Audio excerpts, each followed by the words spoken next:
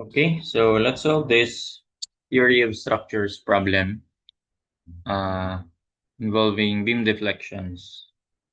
So let's try to solve the required using the double integration method. Favorite ang karamihan. So assume a constant value of flexural rigidity for the beam. So determine the slope at B and C and determine the deflection at C. Okay. So first na to, you can spot na simply supported naman siya, di makuha agad natin yung reactions. So we have a reaction here, and the reaction here. Pero, kahit isa na lang kunin natin dyan. Okay, so summation of moment. Sa E tayo mag-moment para makuha natin yung reaction sa right, sa left rather, which is, pangalanan natin tong AY. A sub Y. Okay, so summation of moment about E equals 0. Okay, so first is A times A sub Y. Multiplied by ilan yan? 2, 3, 4, 5, 6, 700. Right? AY times 700. Take note na gagawin ko dito is naka-Newton millimeter. Okay, so Newton yung force, then millimeter yung distance. So times 700, that is equal to lahat ng paano lang yan, pa clockwise equal, ay pa counterclockwise equals pa clockwise. So AY lang ang pa clockwise. The rest ay counterclockwise, which is itong 210 and yung 14. And sabi ko nga, maka Newton millimeter dapat tayo. So convert natin tong Newton millimeter to Newton meter to Newton millimeter. So multiply lang natin ng 1 over, or yan, 1 meter is 1,000 millimeter. So basically, multiply mo lang ng 1,000. Ganyan. So consistent na tayo sa magiging units. So that will be 210 times 10 to the third. Alright. And then plus 14 times moment arm niya about AI, 250. Okay, so yan, may makuha na tayong value ni A sub Y. That will be what? Okay, so 210 times 10 to the third plus 1,400 times 250 divided by 700. Ayun, 800 pala ang reaction dito kay AY. So, yan lang yung kailangan natin. Meron na tayong force at AY. So, pwede na tayong makagawa ng equation ng moment. So, di ba, paano tayong mag-cut niyan? Di ba, naglalagay tayo sa last interval. Ayan. So, dito yung X mo, then goes all the way here to here. Then yung X mo, and pangalanan natin yan X. Ay, sumama na siya. Okay na yan. So, X marks the spot. Ayan. So, ayun. Ang gagawin natin, ang equation ng moment natin is EI, di ba? Y double prime. That is just the moment. So, pag moment natin to, 800 times X, positive. Ayun, assumption natin. Positive yung pa-clockwise. So, that's 800 times X. Then, kinokontra siya ng 210 minus 210 times 10 to the third yan. Then, ito, lagyan natin to ng moment arm. Kasi pag in-integrate natin yan, diba? So, ganito yung kakaiba lang din dito. Sa moment. Pagdating sa moment, yung ginagawa natin, lalagay pa rin natin ang moment arm. So, with respect dito sa X, that's X minus 200. And then, isa pa yung 1,4. So, still minus 1,400 times X minus 2, 3, 4, 450. Tama? So, X minus 450. Ayan. So, that's the equation. Tama na. Pag in-integrate natin yan, Line integral on both sides. Yan yung m. Magkaka-dx dito. So, itong sa left side, magiging ei y prime. Yan naman yung simplest form, di ba? So, yun na. Ei y prime is equal to integrate natin. So, 800 times x squared over 2. Then minus 210 times 10 to the third times ano. Ito x minus 200 to buong to may integrate. Ayun. Magkaka-1 lang pala siya. Ay, may nakalimutan ako dito. This one will be raised to 0 pala. Hindi ko nalagay. Raised to 0 dapat yan kasi nga 210 times 1,000 lang naman talaga ang moment. Then, ayun, para pag-integrate natin, tsaka lang siya magkakaroon ng value na yan. So, in this case, 1 lang yan. So, dito, ayun na. X minus 200 naka-raise to 1 na to. Or simply, pag di mo nilagay, automatic yun naman na yun, di ba?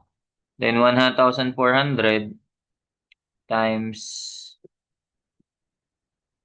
x minus 450 then squared over 2. Then, since nag-integrate tayo, magkakaroon tayo ng constant of integration. Okay, so to simplify this, lagay ko na lang din sa baba.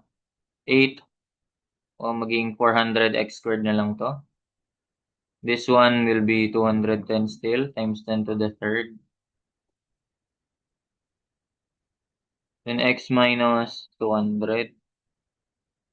And then minus 700. Tama. 700 times 2, 14. So x minus 450 squared plus c. So that's the equation ng slope naman, eiy prime. Now, pag-integrate ulit natin yun, kaya double integration. So, dalawang beses ka mag-integrate. And with respect to x, edi yung, ito, maging eiy na lang yan. Just the equation na ng deflection natin. So, that will be 400 times x cubed over 3. Then minus 210. Ito, magkakaroon na rin siya. Times 10 to the 3. Pag ano natin yan, kapag tag nito, in-integrate natin yan, x minus 200 squared over 2. And then minus 700 times, and pag in-integrate, x minus 450 cube over 3. So, ayan. Then ito, yung c pag in-integrate, c1 pala, c1. Sorry. c1 x 10, pag in-integrate mo ulit, ayan, integrate mo yung 0, kakaroon ka ng constant. So, ayan na. So, this will be the equation na natin. Pero simplify na lang din natin. So, that's 400 over 3. Di naman simplify, di ba? Meron pa. Hindi na kasi 3 is already prime. So, wala nang GCF na kahit anong ipares mo sa 3 is ayun, 3 on 3 itself na lang pala. So, 400 over 3, x cubed minus, ito ay 105, no? 105, tama. 105 times 10 to the third. Then, x minus 200 squared. And minus, ito, di na rin, 700 over 3. Simplest form na yan. X minus 450 cube.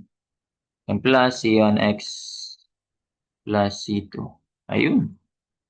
So, ayan, that's the equation na. Pero, may constant pa tayo na di alam yung values. Gagamitan natin ang boundary conditions. So, ayun. We know that at x equals 0, or the left support, may support nga ron.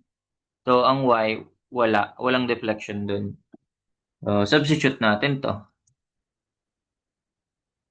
Ayan. Wala bang nawala? Okay, wala naman, no? So, at x equals 0, y equals 0. So, y equals 0, x equals 0, x equals 0. Ayan, by Macaulay principle, pag nag-negative na yung nasa loob, mag-0, i-ano na yan, i-neglect na yan. Ito pala may nasama. Wala to, nasa taas banda to. Ayan, 0 din yan. So, 0 to. Then, which gives us C2 equals 0.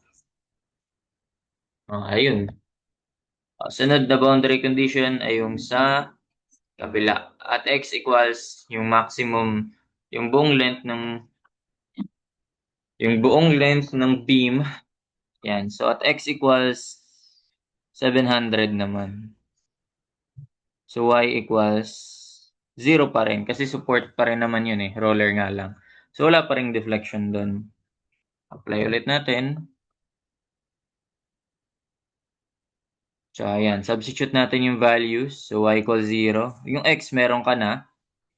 700 nga ba? Oo, no? 700. Okay. So, ayun. Substitute lang dito. 700, 700, 700. So, gamitan na lang natin ang calc yan. Substitute mo lang naman yung 700. So, dito, this will be y. Or kahit ano, huwag mo na equal to 0 para tipid tayo sa input sa calcu. 400 over 3 x cubed minus, ayan, minus, ano yun? 105 times 10 to the third, x minus 200 squared and minus 700 over 3. Then, x minus 450 cube. X minus 450 cube and plus C1x. Ang C2, 0. So, ito, pangalanan kong C1x. And so, substitute ko. Pero, yung solve ko yung C eh. So, pangalanan ko yung C. Shift solve ko sa C. Kasi ang default niyan, di ba, is x. So, substitute tayo ng value ng x. That's 700. Which will give us the value of C as? Ayun. Ito pa talaga yun. Tingnan natin. So, that will be negative, ano? C1 is, ano yun? 226. Negative pala. Negative 226. Negative 22625. 25,000. Naka-star naman na yan din dun. That's 25,000. Tanong, ano yung unit niyan? Okay, balik tayo dito. Yung moment, alam natin, ang unit niyan ay, sabi ko nga, naka-Newton millimeter tayo dyan. In-integrate mo, so dito yon. Actually, dito ko siya ilagay para yung final. Dito sa baba. Ayan. Ay, tama pala yun. Tama na pala yun. Ito pala yung sumunod, yung EIY prime. Ayan. So, integrate mo. So, with respect to distance, x, Newton mm squared. Then, nung in-integrate mo ulit, naging Newton mm cube. So, nasan dyan yung C1? Ito. Yung C1 nandito. So, Newton mm squared lang yan. Nag-iisa siya sa isang term. So, that's the value. That's the unit for that. Newton mm squared. So, yan, may C1 na tayo. Di mababalik na natin yung expression. Pwede na nating palitan, lagyan ng mismong value niya. Ipalit na natin yung nakuha nating value ni C. So, ayan. Papalit natin yung value ni C2, 0 na to, yung C1x. Okay, so ang C1 natin, ayan ulit. And 22,625,000. So, minus 22,625,000x. C1x, no? Ang for EIY prime, EIY, okay, tama. So, that's it. So, kung itinatanong ay yung slope, oops, ang slope pala. So, ito pala yung kailangan natin, yung EIY prime. This one. Okay, ito pala. That's the for deflection, this one's for the slope. Ay, hindi pa simplified 'to 'no? Do'n tayo sa simplified na nga. EIY prime sa this one. Tanggalin ko lang yung dx. Ito yun, for the slope. Tanggalan ko lang yan ng integral sign. Ayan. Ayan. So, 400x then C1, palitan na natin na rin ng negative 226,25,000. So, ayan. O, pag tinatanong ay, yun, pwede na nating masolve to. Determine the slope at B and C. Then, for slope at B and C, slope at B, paano ko ba siya isulat? Slope, y prime. Y prime at B, x non I, kailangan natin ma-define. Ayun, from left, ito yung ano natin eh, starting point natin eh, left support. So that is 200 millimeters. So, ayan. At slope at B, wherein distance nun is x equals 200, so ano yung magiging y prime nun? Okay? So, y prime, ito yung gagamitin natin. Ayan, yan yung mga final equation natin. So, pwede natin siya gamitin para ma-solve yung required. Ayan. So, EIY prime. Actually, yung EI, may binigay ng value doon, di ba? Palitan na natin. So, that's 560. 560 times 10 to the 6th. Okay? So, at x equals 200, dapat, ayun nga, ang mga magzi-zero na at magne-negative, ine-neglect na yun. So, ito, x minus 200, 0. X minus 450. 200 minus 450, negative. So, ito lang yung kailangan nating i-input. So, ayan. So, basically, di-divide na lang natin yan ng EI. So, siguro i-store ko na yung EI sa E. Para automatic na tayo dyan. So, ayan. 400 x squared. Wala na. Minus C. Wherein yung C ko doon ay, ulitin ko nga. Yung C ko doon ay naka-negative kasi eh. So, times ko muna yan by negative 1 para maging positive siya.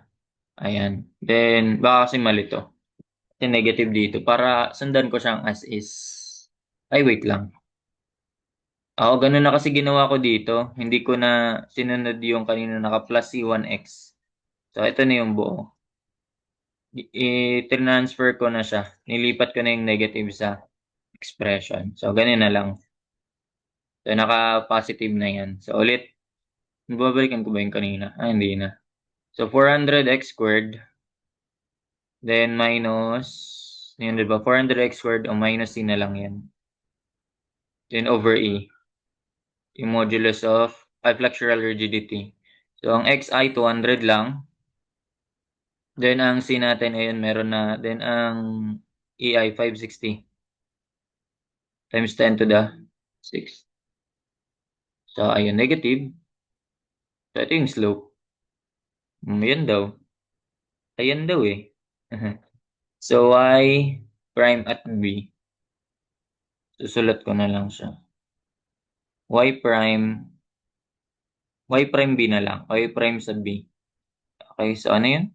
Naka-regions pa yan eh.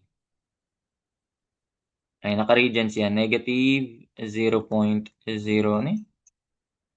Negative 0.0118.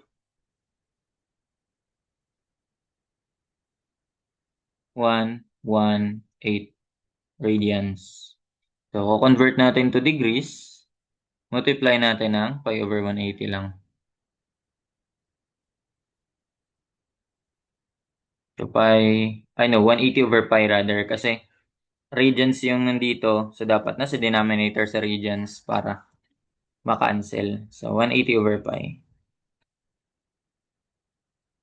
Ay, mali na ng pindot. Ayan. So that is, negative 0.67 degrees lang ba yun? Negative 0.67. 67. 6778. Or 678 na lang. 678 degrees. So, ayun daw siya. Yan daw yung slope at B. What about yung slope at C? Pang slope at C, so that's y prime at C. Wherein ang x naman nun ay, so si C ay that is 200, 3, 4, 2, 350. Tama? 2, 350. Kasi sunod 455, 6, 700. Tama. 2, 350. So, at x equals 350. So, yun pa rin. Slope pa rin gagamitin natin. So, still this one. Pero, ang kaibahan niya na, magagamit mo na yung isa. Ma-activate na yung isa. So, this one is still 560 times 10 to the 6th.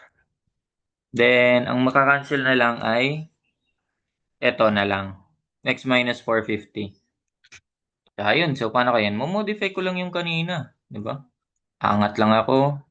400x squared minus, ito, ma-activate lang tong 210 times 10 to the third times x minus 200. And x minus 200, then minus c. Ayan, over a. Tama ba? Oh, hindi ko pa napalitan value ni x. So, that's 350. Ayan, yun pa rin. Then, e. And voila. So, that is the slope also negative. Para silang negative slope. Okay, tignan natin. Paano ba magiging hitsura ng elastic curve natin dyan. So, so, ibig sabihin, y prime sub c is equal to, yan yun, negative 0.09, negative 0.009, negative 0.00915. Mabaan ko lang. Dagdag ako ng 1.5. 1.5 regions or in degrees times 180 over pi times 180. Ay, okay, pares lang pala. Di naman ako nag-shift solve eh. Kasi naka-radians ako. Walang kaso yun. Naka-degree ka, naka-radians. Di ka naman gumamit ng trigo eh. So, kasi kagabi nag-radians ako. Calculus, nag-solve. Kaya di na ano yung calculus. Di na balik. Pero walang bearing yan. 180 over pi. Naalala ko lang. So, that's negative 0.52. Baba. Ganyang angles lang talaga. Negative 0.52. 5 to 4 degrees. Ayan. Okay, so para patunayan na walang bearing yun, try ko gawing, ayun, from naka-radians, gawin ko naka-degrees. Di naman ano yan. So, yun pa rin. Di naman na bago. Ayun lang. Yan lang yung slope. Okay. The next is deflection at C. So, yung deflection, ito na yung gagamitin natin. For the deflection at C,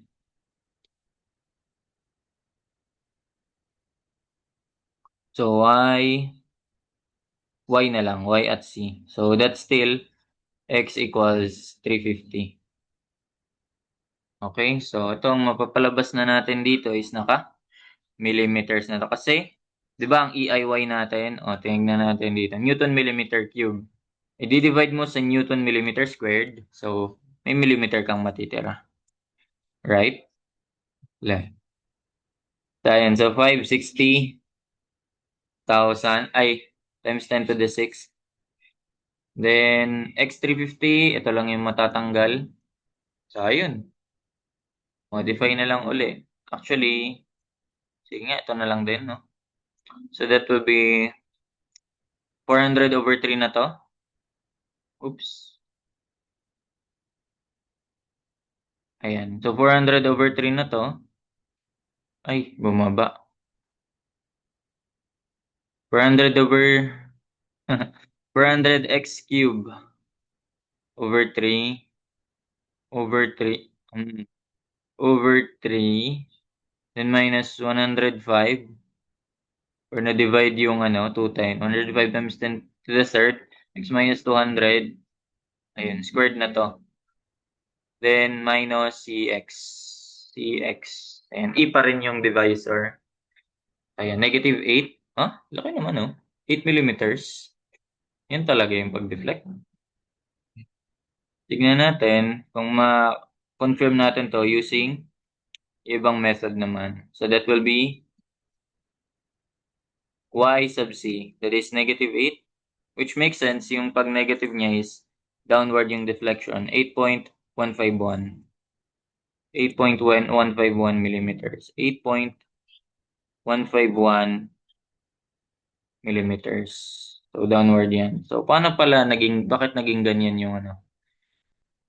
Okay. So, sige, balik tayo dito. So, magiging deflection kasi niyan is, syempre, nag-deflect dito.